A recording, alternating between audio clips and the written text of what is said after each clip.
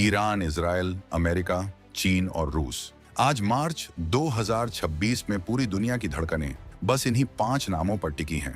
Middle east के तपते रेगिस्तानों से उठने वाला वो गहरा काला धुआं और समंदर की लहरों पर सीना ताने खड़े विनाशकारी युद्धपोत ये चीख चीख कर बता रहे हैं कि दुनिया एक ऐसी तबाही के मुहाने पर खड़ी है जहां से वापसी का कोई रास्ता नहीं दिखता। ये कोई मामूली झड़प नहीं है, ये महाशक्तियों का वो टकराव है जो भूगोल बदलने की ताकत रखता है। आसमान मिसाइलों की डरावनी रोशनी से पटा पड़ा है और समंदर की खामोश गहराई के नीचे परमाणु पनडुब्बियां शिकार की तलाश में दबे पांव घूम रही हैं। एक छोटी सी गलती और पूरी दुनिया में महाप्रलय आ सकता है। लेकिन क्या आपने कभी गहराई से सोचा है कि जब दुनिया के सबसे बड़े सुपर पावर कहे जाने वाले देश आज घुटनों पर आ रहे हों, तब भारत जैसा विशाल देश इतना शांत कैसे है? आज जब यूरोप के आलीशान घरों में हीटर बंद होने की कगार पर हैं, वहां के लोग कड़ाके की ठंड में कांप रहे हैं और चीन की वो विशालकाय फैक्ट्रियां जिन्हें दुनिया का कारखाना कहा जाता था, वहां अब धीरे धीरे सन्नाटा पसरने वाला है। तब एक देश ऐसा कैसे है जो न सिर्फ रोशनी से जगमगा रहा है बल्कि दुनिया की आंखों में आंखें डालकर बड़े गर्व से कह रहा है कि हमें कोई हिला नहीं सकता? आखिर वो कौन सा ऐसा गहरा राज है जिसे भारत ने अपनी खदानों की अंतहीन गहराई में सालों से छिपा कर रखा था? वो क्या चीज है जिसे आज भारत ने दुनिया के सामने एक अभेद्य ढाल बनाकर खड़ा कर दिया है? आज का ये वीडियो उसी खामोश ताकत की दहाड़ है जो आपके घर के स्विच से लेकर देश की सरहदों तक को सुरक्षित रखे हुए है। ये कहानी है भारत के उस मास्टर स्ट्रोक की जिसने दुनिया के बड़े बड़े विशेषज्ञों के कैलकुलेटर फेल कर दिए हैं। मिडिल ईस्ट में जो भयंकर आग लगी है उसका सबसे बड़ा, सबसे सटीक और सबसे खतरनाक निशाना जानते हैं क्या है? वो है स्ट्रेट ऑफ हॉर्मुज। भूगोल की किताबों में ये भले ही एक छोटा सा नाम हो, लेकिन ग्लोबल इकोनॉमी के लिए ये गले की नस है।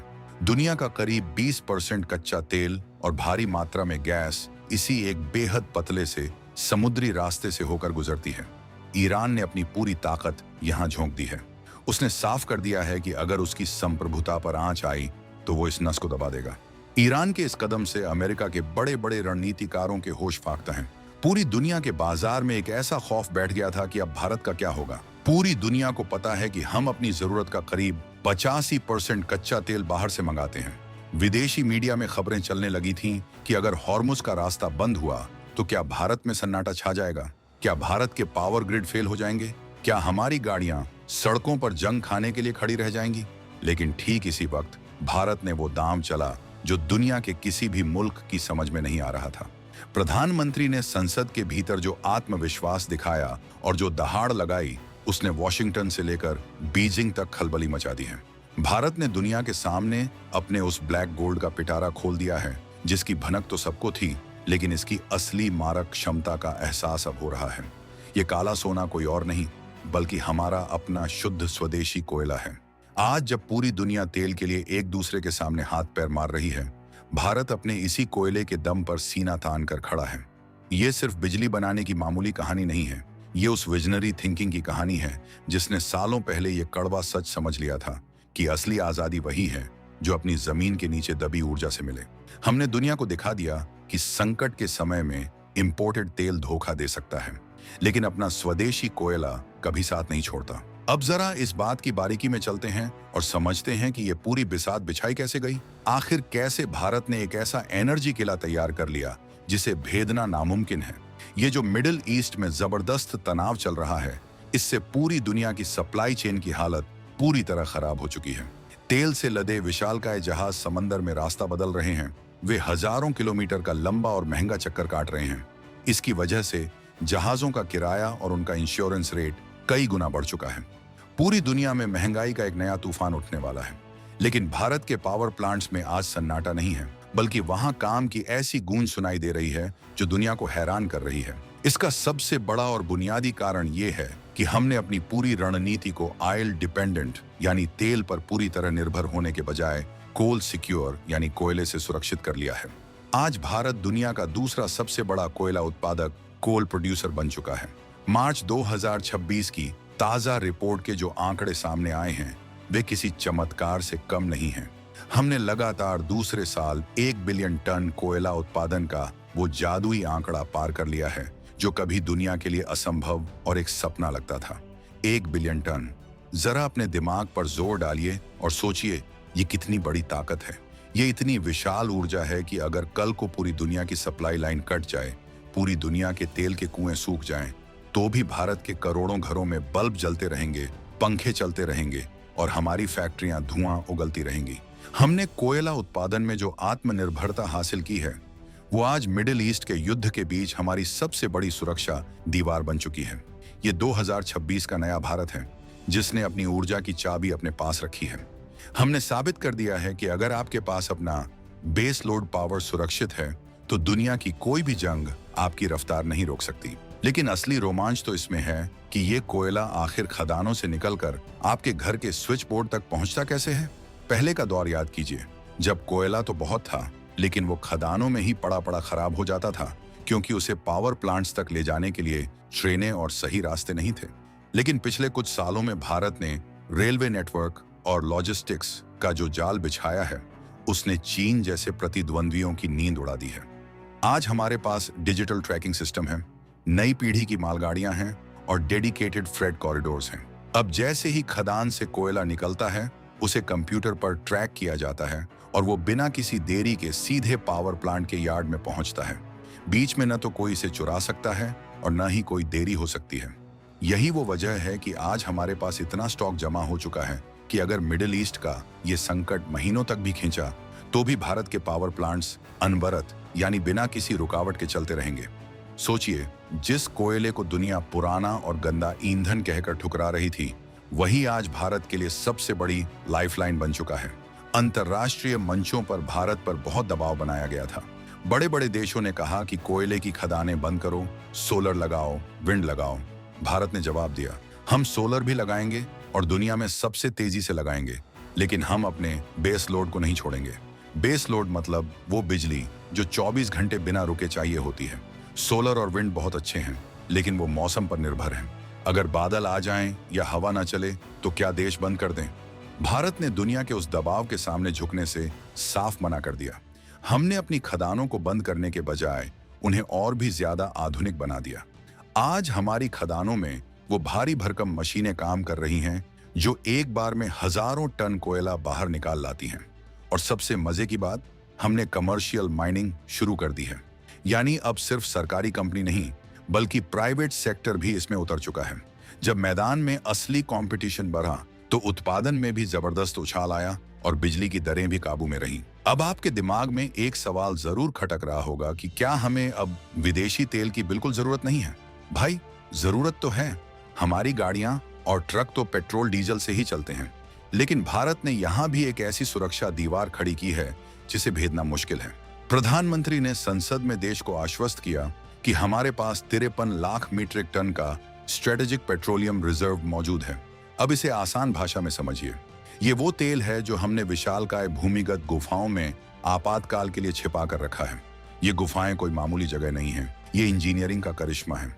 और अब हम इसकी क्षमता को बढ़ाकर 65 लाख मीट्रिक टन तक ले जा रहे हैं। यानी अगर कल को हॉर्मुज का रास्ता पूरी तरह बंद हो जाए और बाहर से एक बूंद तेल ना आए, तो भी भारत की सांसें नहीं थमेंगी। हमारी बिजली कोयले से आ रही है और हमारा रिजर्व तेल हमारी ट्रांसपोर्टेशन को चालू रखेगा। ये है वो डबल लेयर प्रोटेक्शन जो भारत को आज दुनिया के किसी भी दूसरे देश से ज्यादा सुरक्षित बनाती है। लेकिन रुकिए, इस कोयले की कहानी में एक बहुत बड़ा और गेम चेंजर तकनीकी मोड़ है जिसे जानना आपके लिए बेहद जरूरी है। भारत अब सिर्फ कोयला जलाकर धुआं नहीं उड़ा रहा, भारत कोयले से गैस बना रहा है। इसे तकनीकी भाषा में कोल गैसिफिकेशन कहते हैं। इस जादुई तकनीक में कोयले को सीधे जलाने के बजाय उसे हाइड्रोजन और कार्बन मोनोऑक्साइड की गैस में बदला जाता है। इससे क्या फायदा होता है? पहला फायदा, प्रदूषण बहुत कम होता है। दूसरा और सबसे बड़ा फायदा, इस गैस से हम यूरिया यानी खाद बना सकते हैं। पहले हमें यूरिया के लिए विदेशों की तरफ देखना पड़ता था, लेकिन अब हमारा अपना काला सोना हमारे किसानों के खेतों में हरियाली लाएगा। केंद्रीय मंत्री जी किशन रेड्डी ने अभी हाल ही में 22 मार्च 2026 को दिल्ली के भारत विद्युत शिखर सम्मेलन में साफ साफ कह दिया कि भारत अब एनर्जी इंपोर्टर से एनर्जी हब बनने की राह पर है। क्या आपने कभी सोचा था कि जो कोयला पत्थर जैसा काला दिखता है, वो भारत के लिए इतना सुनहरा भविष्य लेकर आएगा? चीन को सबसे ज्यादा मिर्ची इसी बात की लगी है। चीन हमेशा से यह मानता था कि वो अपनी मैन्युफैक्चरिंग की ताकत से पूरी दुनिया को अपनी उंगलियों पर नचाएगा। उसे लगता था कि भारत हमेशा तेल और गैस के लिए संघर्ष करता रहेगा, लेकिन उसे क्या पता था कि भारत अपनी ऊर्जा सुरक्षा की ऐसी फौलादी दीवार खड़ी कर देगा जिसे कोई भी अंतर्राष्ट्रीय साजिश नहीं तोड़ पाएगी। 2026 का ये नया भारत अब किसी के डराने से नहीं डरता।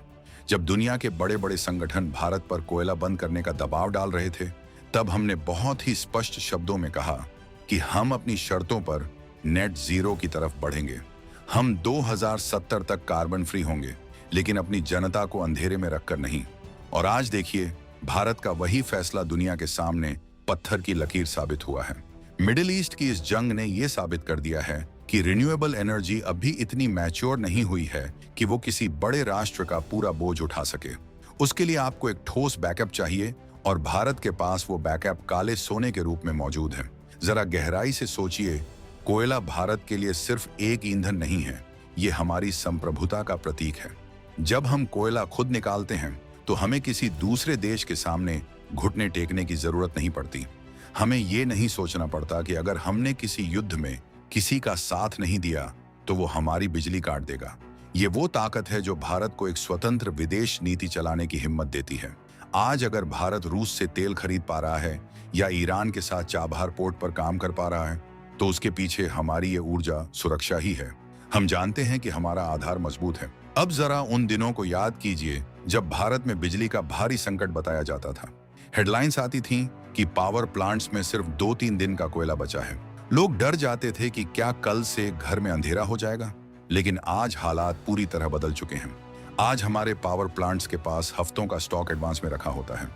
ये चमत्कार कैसे हुआ? ये हुआ पॉलिसी रिफॉर्म्स और जबरदस्त अनुशासन की वजह से। सरकार ने नियम बनाया कि हर प्लांट को एक निश्चित मात्रा में स्टॉक रखना ही होगा, चाहे कुछ भी हो जाए। और कोल इंडिया ने अपनी पूरी ताकत झोंक दी। आज कोल इंडिया दुनिया की सबसे बड़ी कोयला कंपनी बन चुकी है, और इसका कामकाज किसी भी ग्लोबल टेक कंपनी से ज्यादा स्मार्ट और तेज है। माइनिंग से लेकर डिलीवरी तक सब कुछ अब एक बटन पर मॉनिटर होता है। लेकिन क्या ये रास्ता इतना आसान था? बिल्कुल नहीं।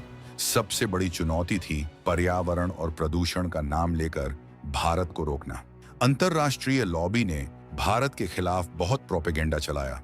बड़े बड़े एनजीओ मैदान में उतर आए, लेकिन भारत ने उसका तोड़ क्लीन कोल टेक्नोलॉजी के जरिए निकाला। हम ऐसी मशीनों और फिल्टरों का इस्तेमाल कर रहे हैं जो धुएं से हानिकारक तत्वों को सोख लेते हैं। हम कार्बन को कैप्चर करने वाली तकनीक पर काम कर रहे हैं, यानी हम कोयला भी जलाएंगे, बिजली भी बनाएंगे और प्रकृति को भी नुकसान नहीं पहुंचने देंगे। ये वो संतुलन है जिसे दुनिया के बड़े बड़े विकसित देश भी नहीं बना पाए। हमने 2030 तक 500 गीगावाट गैर जीवाश्म ईंधन का लक्ष्य भी रखा है। यानी हम दुनिया को दिखा रहे हैं कि हम सोलर पार्क भी सबसे बड़े बनाएंगे और अपनी कोयला खदानों को भी सबसे मजबूत रखेंगे। इस पूरी कहानी का जो सबसे रोमांचक हिस्सा है वो है भारत का बढ़ता हुआ आत्मविश्वास।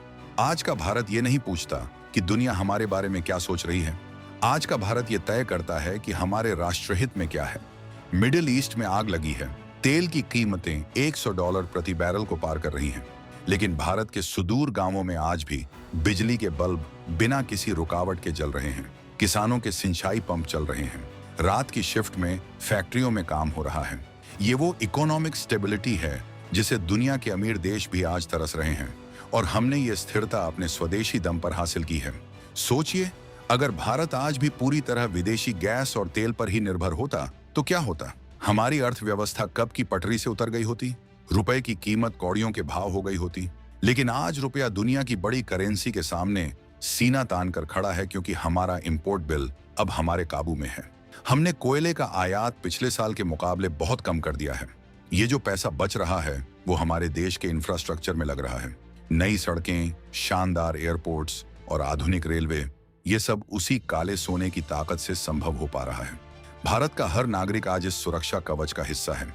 यहाँ एक और बहुत जरूरी बात है जिसे अक्सर लोग नजरअंदाज कर देते हैं। भारत की ये ऊर्जा रणनीति सिर्फ हमारे अपने लिए नहीं है। आज हम एक रीजनल पावर बन चुके हैं। हम अपने पड़ोसी देशों नेपाल, भूटान और बांग्लादेश को भी बिजली दे रहे हैं। भारत की ग्रिड से पूरा दक्षिण एशिया जुड़ा हुआ है। यानी अगर भारत का पावर सिस्टम मजबूत है तो हमारे पूरे पड़ोस में स्थिरता बनी रहेगी। ये है वो सॉफ्ट पावर जो भारत को एक ग्लोबल लीडर की कतार में खड़ा करती है। हम सिर्फ अपने बारे में नहीं सोचते, हम वसुधैव कुटुंबकम के विचार को जीते हैं, लेकिन अपनी सुरक्षा के साथ बिना कोई समझौता किए। अब आपके मन में यह उत्सुकता होगी कि आगे क्या होगा। क्या ये मिडिल ईस्ट की जंग और लंबी खींचेगी? और अगर ऐसा हुआ तो क्या हमारा कोयला भंडार खत्म नहीं होगा? दोस्तों, भारत की तैयारी सिर्फ आज की नहीं बल्कि अगले कई दशकों की है। हमारी खदानों में अब रिमोट सेंसिंग और आर्टिफिशियल इंटेलिजेंस का इस्तेमाल हो रहा है। हम उन जगहों से भी कोयला निकालने की क्षमता विकसित कर चुके हैं जहां पहले पहुंचना नामुमकिन माना जाता था। हमने अपनी खुदाई की स्पीड को इतना बढ़ा दिया है कि हम जरूरत पड़ने पर रातों रात उत्पादन को कई गुना बढ़ा सकते हैं। ये वो इमरजेंसी रिस्पांस सिस्टम है जो 2026 के भारत की नई पहचान है। कोयले के इस उत्पादन के पीछे हमारे उन लाखों मजदूरों का खून पसीना है जो जमीन से सैकड़ों फीट नीचे जाकर काम करते हैं। उनकी सुरक्षा के लिए भारत ने अब दुनिया के सबसे बेहतरीन सेफ्टी स्टैंडर्ड्स अपनाए हैं। खदानों के अंदर अब ऑटोमेटिक वेंटिलेशन और रियल टाइम मॉनिटरिंग होती है, यानी अगर कहीं कोई खतरा महसूस होता है तो सिस्टम खुद ही अलर्ट कर देता है। ये तकनीक न सिर्फ जान बचा रही है बल्कि काम की रफ्तार को भी तेज कर रही है। भारत अब माइनिंग सेक्टर में दुनिया का गुरु बनने की राह पर है। आज जब आप अपने घर में सुकून से बैठे ये वीडियो देख रहे हैं तो याद रखिएगा कि ये जो बिजली आपके पास है ये सिर्फ एक सुविधा नहीं है, ये भारत की मेहनत और बुद्धिमानी का परिणाम है। ये उन लोगों को करारा जवाब है जो कहते थे कि भारत कभी आत्मनिर्भर नहीं बन पाएगा। हमने ब्लैक गोल्ड को अपनी सुरक्षा की सबसे मजबूत दीवार बनाया और आज वही दीवार हमें दुनिया के सबसे बड़े आर्थिक और रणनीतिक तूफान से बचा रही है। लेकिन क्या ये सब इतना सहज था? कतई नहीं। इसके पीछे वो हजारों रातें हैं जब हमारे इंजीनियरों और मजदूरों ने खदानों की तपिश में अपना पसीना बहाया। इसके पीछे वो हिम्मत वाले फैसले हैं जो दिल्ली के गलियारों में लिए गए और जिनके खिलाफ दुनिया भर की ताकतवर लॉबीज ने एड़ी छोटी का जोर लगा दिया था। लेकिन आज नतीजा सबके सामने है। भारत ने अपने कोयला सेक्टर को भ्रष्टाचार और माफियाओं के चंगुल से निकालकर एक पारदर्शी और हाईटेक उद्योग बना दिया है। आज हर एक किलो कोयले का हिसाब है और उसकी क्वालिटी की सख्त चेकिंग होती है। प्रधानमंत्री ने जो आंकड़े संसद में पेश किए वो सिर्फ संख्या नहीं थे बल्कि वो 140 करोड़ हिंदुस्तानियों के लिए एक सुरक्षा की गारंटी थे। गारंटी इस बात की कि चाहे दुनिया के किसी भी कोने में युद्ध छिड़ जाए, भारत का चूल्हा ठंडा नहीं पड़ेगा, भारत की प्रगति का पहिया थमेगा नहीं। हम ऊर्जा के मामले में आत्मनिर्भर बन चुके हैं और यही आत्मनिर्भरता आज हमारी सबसे बड़ी कूटनीतिक जीत है।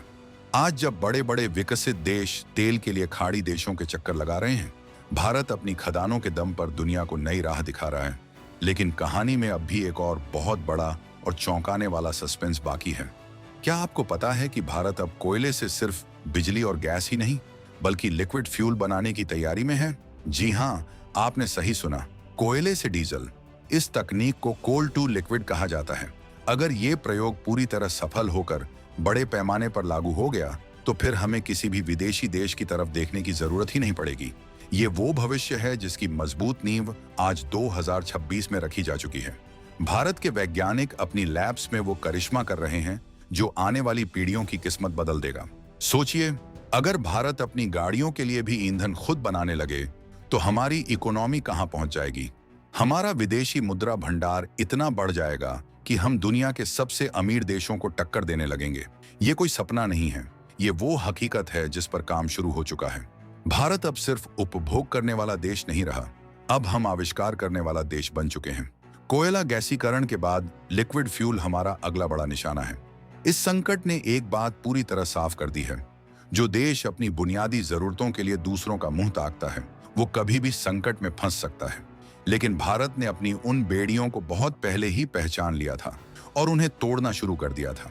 आज हम जो कोयला निकाल रहे हैं वो सिर्फ एक पत्थर नहीं है, वो हमारा स्वाभिमान है।